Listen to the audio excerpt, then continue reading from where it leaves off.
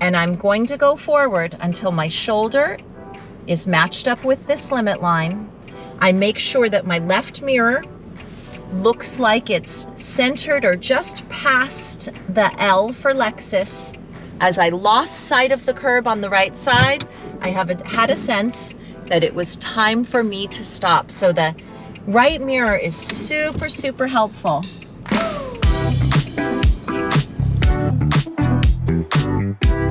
Hey, it's Jacqueline, and for the next few minutes, we're going to talk about driving a larger car.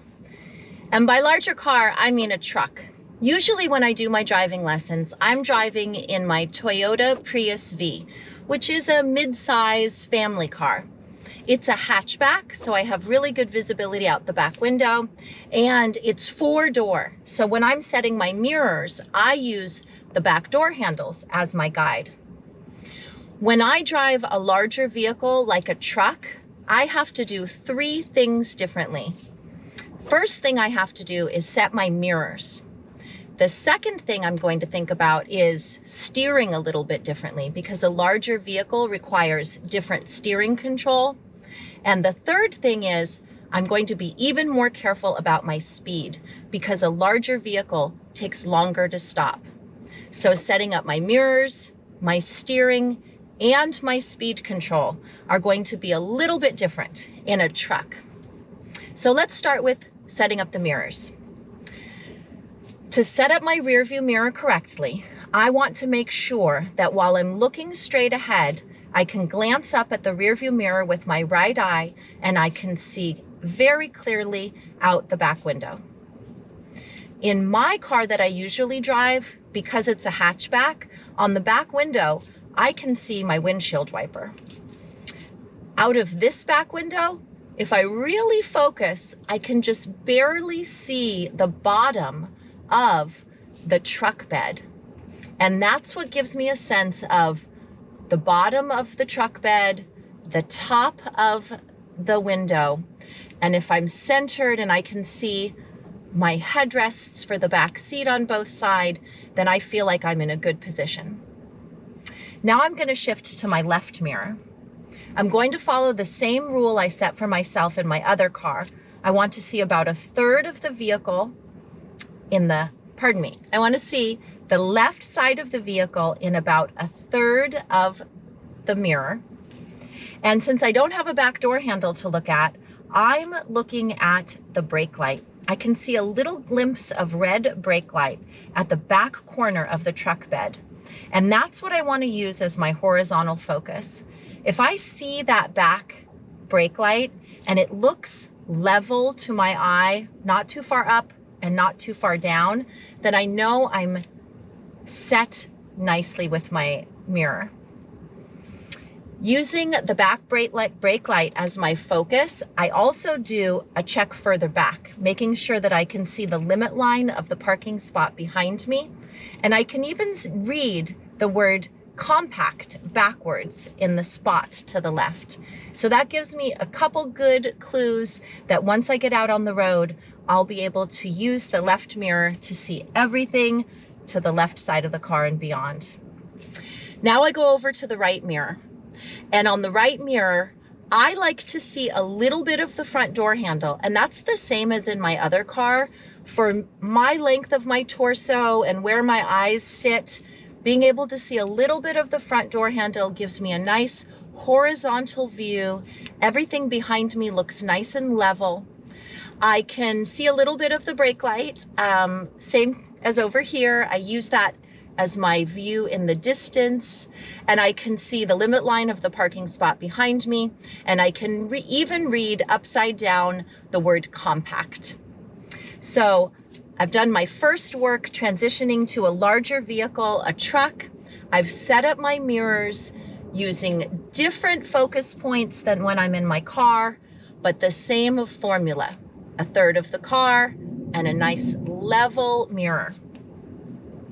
Now we're gonna go out on the road and we're gonna see what it feels like to use more controlled steering, because a larger car usually takes more arm work to control and really controlled speed, because a larger vehicle takes longer to stop. And so we have to make sure we always have enough stopping distance before a hazard.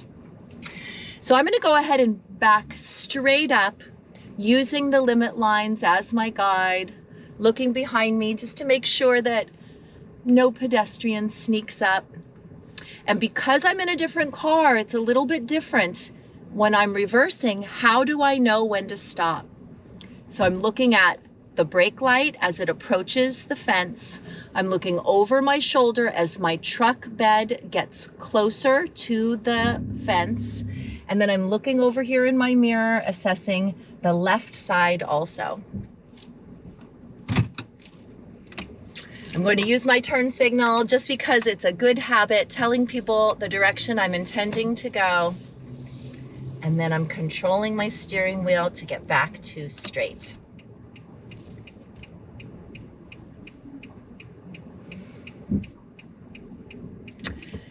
Since I have a larger vehicle, I require a larger turning radius. So I'm going to turn quite a lot as I exit. And then I have to release and guide the steering wheel back to center. It doesn't snap back in the same way that my car does. This truck is a little bit wider than my Toyota Prius V. So as I'm driving down this road, I'm going to be very careful to make sure that I only take up as much space as I need. I'm not going to go over the white line even a little bit because I don't want to interfere with the lane on the left. And of course, I have to leave room on the right side of my car for the bike lane and the parked cars. To make sure I stay in my lane, I use the same strategy as in my car. I use my left thumb to guide me along the white limit line.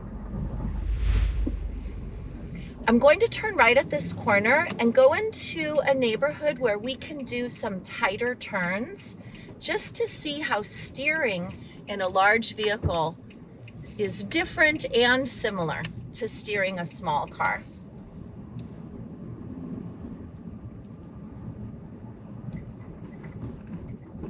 The speed limit on this road is 20, so I'm keeping the slow speed. And as I prepare for my right turn, I'm turning the wheel and accelerating, and I have to do a quarter turn back to center. The steering wheel does not spin as quickly as in my car back to its neutral position. So driving in a truck, I have to be more aware of the space I take up. I have to be more controlled with my steering because my turn radius is a little bit wider. And I have to be super careful with my speed because it takes my vehicle longer to stop. So turning this corner, I'm being really careful, and I have to work and get the steering wheel all the way back to neutral by turning the wheel physically. Let's go down to the end of this road and see what it feels like to make a U-turn in a larger vehicle. With a longer car, the U-turn will take up more room. So even though I'm saying U-turn, I'm prepared to make a 3-point turn if I have to, if I can't get the turn radius I need, because my car's a little bit longer. But let's see how it goes. I'm approaching this area. I've got a nice wide space. I look and make sure there's no one around. I'm going to go ahead and indicate just to tell the world I'm turning. We had enough space, but here's where it's very different from my car. I have to actively turn the wheel back to the right to get it back to neutral. So again, steering is different in a larger vehicle, and it's something that you have to plan for so that you can make all of your turns really safe and smooth. As I'm approaching this stop sign, I'm thinking about how my car is bigger. It takes me longer to stop, so I start slowing down way back here so I can do a nice smooth stop when I get to the limit line. And then I'm going to use my same strategy, creeping up for better visibility, and then making a nice tight turn. And again, using a little bit more motion than I have to in my smaller car to get that steering wheel back to center. I did a full stop at that intersection because it's a T, and we remember full stop at every T. And we are just practicing driving around in a larger vehicle, thinking about how we take up space differently, and we have more of an obligation to control our speed just in case something pops out and we have to stop.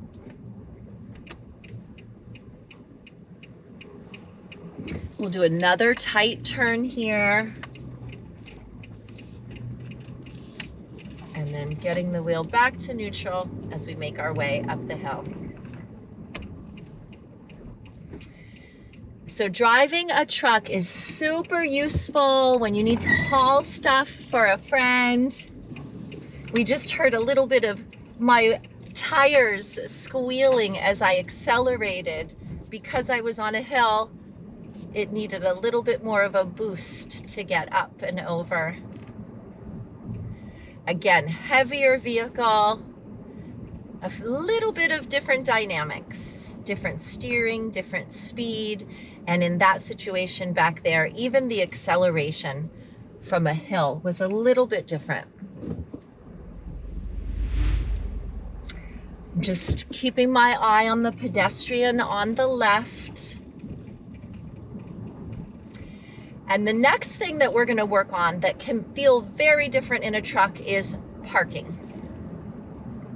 So we've already talked about how trucks take up a little bit more space, require a little bit more intention around steering and speed. And now we're going to work on parking, and we're going to see how we use the same strategies for parking that we do when we're in a regular sized car, but we just have to be more mindful of whether or not we fit. So the first kind of parking I'm going to do in this truck is pulling over to park on the right-hand side. And from my vantage point, I have a lot of visibility. So I feel really comfortable. I can see the curb for a long time. Once I feel that I'm in the parking area, I straighten my wheel and I lose sight of the curb, but I use the tree on the right side to give me a sense of how far forward I can go. And then I look in my right mirror to make sure I'm parallel to the curb, and I feel good with my first truck parking. I'm going to reverse straight back using the same strategy that I use when I'm in my car. I look over my right shoulder to make sure that nothing pops out behind me, and I use my right mirror to judge my distance from the curb. As I lost sight of the curb on the right side, I had a sense that it was time for me to stop. So the right mirror is super, super helpful.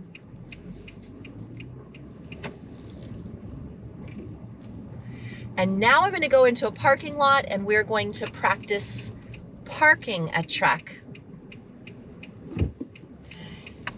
Sometimes parking a small car can look really easy, and it makes people wonder, well, fine, but would that work with a big truck? So let's see. We're going to follow the same rules that we've been practicing for car parking. I'm going to park just on the other side of this gray car. I put on my left turn signal, and I'm going to go forward until my shoulder is matched up with this limit line. I make sure that my left mirror looks like it's centered or just past the L for Lexus. I'm watching the limit line and the reserved stamp. I'm also keeping my eye out on this curb up ahead. And as I'm turning, I'm seeing that I'm not sure if I'm going to clear the curb. It's a tight spot. So I stop, turn my wheel all the way to the right, and I'm just gonna reverse back a little bit to open up my arc in the front. And then I'm going to turn again. And I'm gonna keep my visual straight ahead. I wanna come in next to the car at a T with the curb, and my tire just bumped the curb bump, which is not something I planned to do. So I don't think this was my most successful parking, but I do think that it is important to learn, as somebody like me would be having a real life experience. When I was thinking about pulling up, I was thinking I would go all the way up until my mirror matched the mirror of the car to the left, and I underestimated the curb stop. And so I got just as much as I could forward, and then I stop. Now I'm going to reverse back and exit.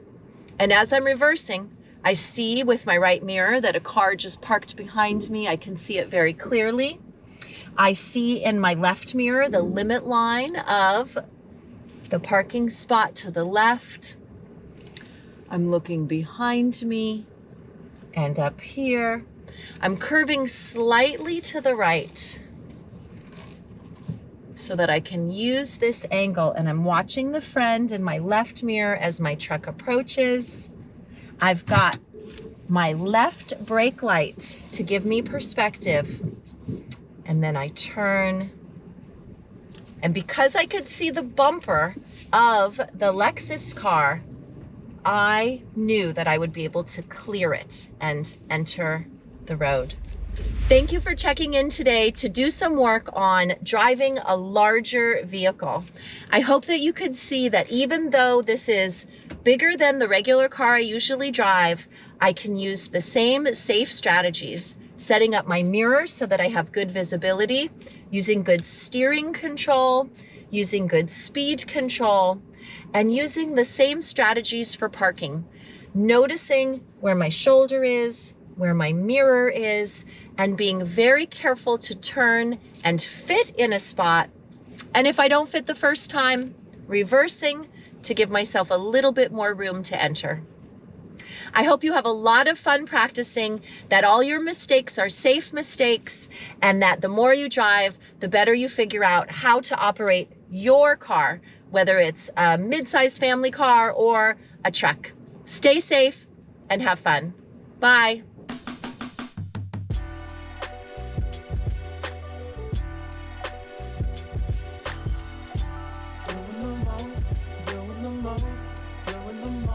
But I can't front. I still want you close. I want you close. I want you close.